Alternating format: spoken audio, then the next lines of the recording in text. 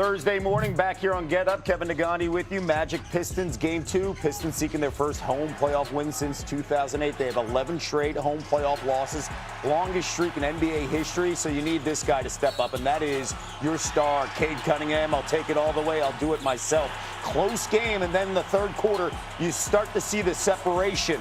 The defense starts to separate, and then they shut down the Magic, and Cunningham finds Jalen Duren. They're up by 24, and you know who likes it?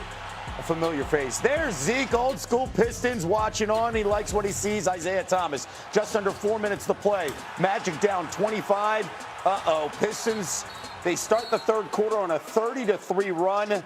10 blocks through the third quarter. Cade Cunningham, 27 points, 11 assists. The handles, yeah, he was comfortable.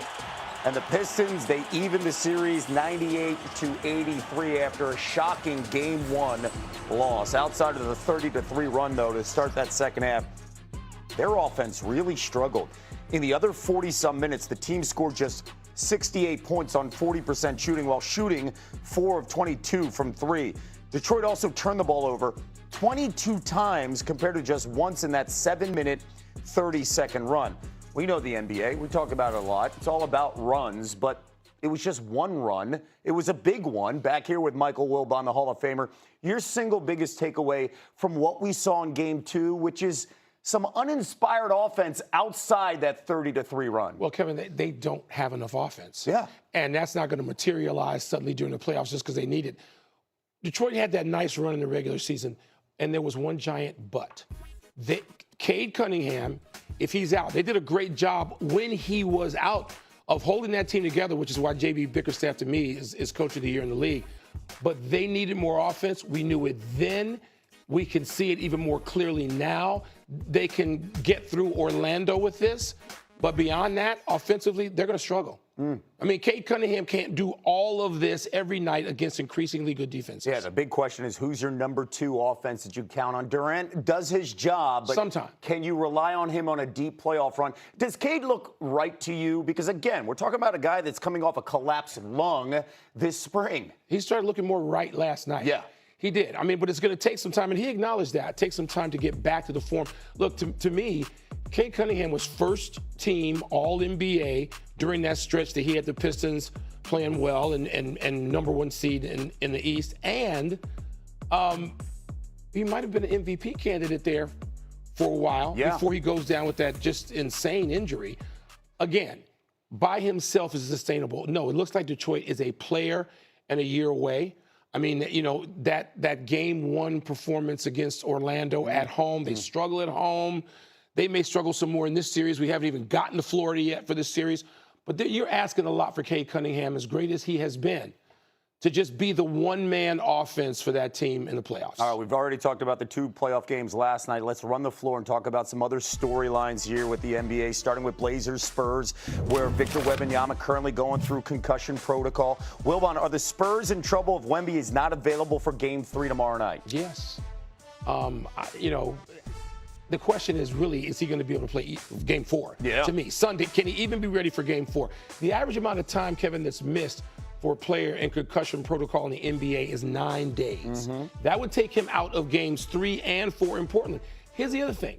We don't even know if they're going to allow him to travel. That's the key, right? Right? Yeah. So this is not like, you know, the opponents in Houston. He can just drive in the state of Texas and get to the game like he's in the AAU competition. Yeah. He's got to fly to Portland. We don't know if that's going to be allowed. Yeah, and they're going to depend on their veterans, De'Aaron Fox, Harrison Barnes. Those guys do have playoff experience. Harrison Barnes, a lot of it. They're going to have to rely on that. They did play well and beat Portland a couple of times without Wembanyama in the regular season. Different deal. That's a storyline we're going to continue to follow here with Wemby's health and, of course, that concussion protocol. All right, let's move on to the spiciest first-round matchup. Wolves, Nuggets. Minnesota stole Game 2 on the road to tie the series, and they were talking afterwards. Michael, have the Wolves found the formula here to beat the Nuggets? Yes. We know that because they've already done it. They just did it a couple of years ago. Denver was defending champ, and the Timberwolves took them out. This is a legit rivalry.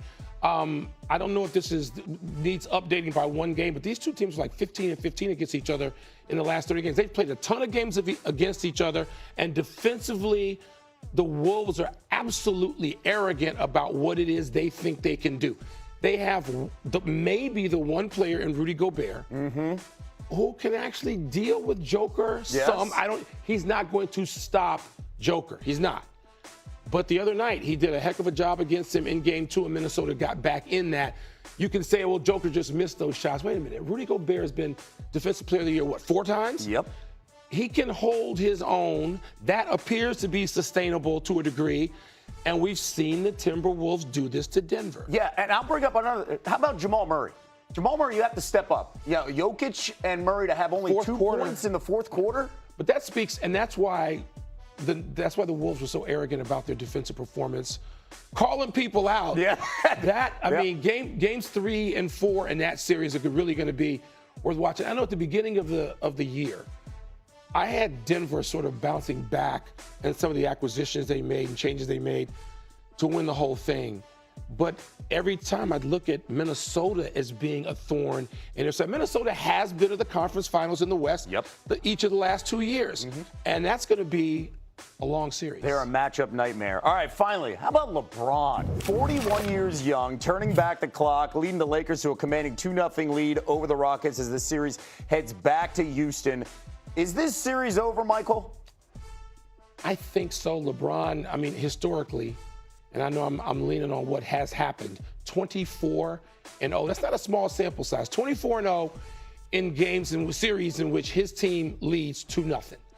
And if Kevin Durant, we don't know what affects the knee contusion are having. He scored 20 points in the first half. Clearly he ran out of gas, did not have it physically in the second half with 3 points. That's not Kevin Durant. So we're looking at a Houston team which has really been disappointing, to be honest with you. Very much through so. These first 2 games. LeBron, the question is, can LeBron do this and hold the fort until you get Doncic and Reaves back? That would really be important. This series goes so long. It goes longer than the Summer Olympics. It goes until the middle of the first week of May. The days off in between. You think the league and certain network bosses want us to have LeBron James in action for these games? Yeah, if LeBron, who doesn't have to play back-to-backs, gets some downtime, gets 2 days off, the way he's playing, LeBron's ability to diagnose whatever is needed quarter to quarter, game to game, night to night, series to series, it's amazing at this stage that he can do that and just sort of be whatever he needs to morph and be whatever he needs to be.